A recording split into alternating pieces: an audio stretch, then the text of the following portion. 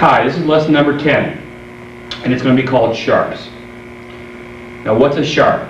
A sharp is higher. Always remember sharp, higher. Okay, remember that and you're home free.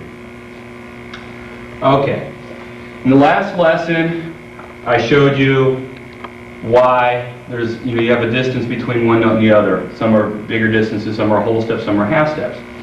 So what the heck are those notes in between here? I told you there are only 7 notes, and there are. Okay, we've still used these frets. There's got to be a name for them, and there is. It's called a sharp. A sharp is equal to a half step higher, and a half step is equal to 1 fret, correct? We just learned that last lesson. All right. If the writer of a music wants the sound in between those 2 notes, he will use a sharp. And a sharp looks like a slanted tic-tac-toe or a pound sign. Okay? So, if you see, you know the G note. I showed you the G note in lesson number 8.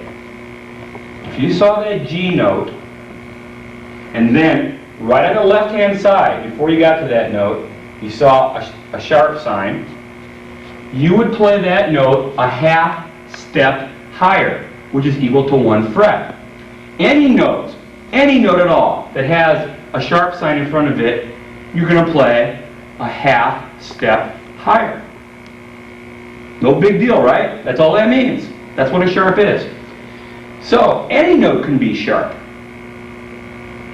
But you're always going to see it to the left of the note.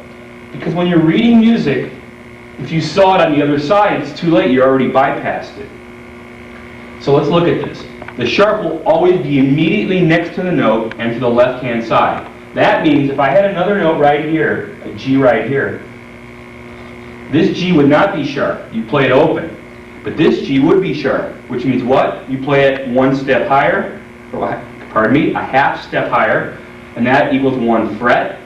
And so you play it on your first fret instead of open G. But this G, the sharp applies to the note immediately to the right of it.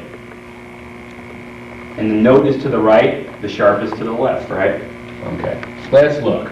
Let's look at our Tamburitza instrument. I said any note can be sharp. So let's do it. G sharp. Where would that be? If that's G, open G, and a sharp is a half step higher, and a half step is equal to 1 fret, because we just learned that in the last lesson, 1 fret higher than open G is right here. So that note is G sharp.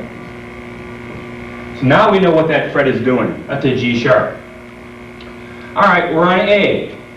And the writer of the music put a sharp sign in front of that A. What happens? You've got to play it a half step higher, which is equal to what? 1 fret. So what's 1 fret higher than A? Is fret number 3. So that's what that fret is called, A sharp. We still only have 7 notes, but we only have sharps, which is what those empty frets are called. All right.